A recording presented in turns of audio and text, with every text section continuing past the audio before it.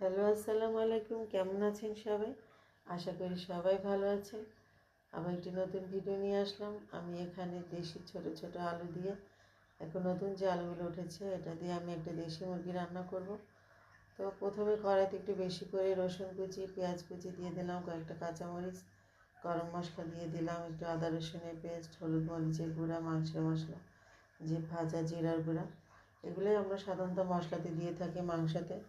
তো এগুলো আমি সবটা 1 চামচ করে দিয়েছি, দিয়ে একবার মশলাটা ভালো মতো কষিয়ে মাংস আলুটা আমি সবসময় একসাথেই দিয়ে থাকি।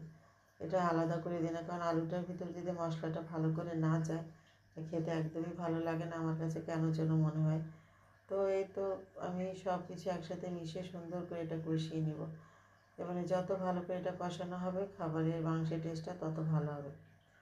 এই তো তারপরে আমার এটা কষানো হয়েছে, পানি দিয়ে দিলাম পর্যাপ্ত পরিমাণে এবং সুন্দর একটু মাখা মাখা ঝোল ঝোল থাকবে সেই পরিমাণে আমি পানিটা দিলাম। এতে প্রায় হয়ে আসছে। একটু ভাজা জিরা গুঁড়ো দিয়েছি, কিন্তু আমি এটা ভিডিওতে দেখালাম না, আমি বলে দিলাম।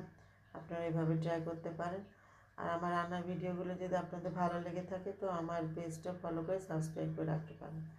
এতে আমার মাংসটা হয়ে গিয়েছে। এরপর আমি কিছু টুনা ফিশ নিয়েছি, এটা আমি হলুদ মরিচ লবণ দিয়ে মেখে একটু কড়া কড়া করে তেলে ভাজবো, কারণ যেহেতু আমি এটাতে একটু কাবাব তৈরি করব।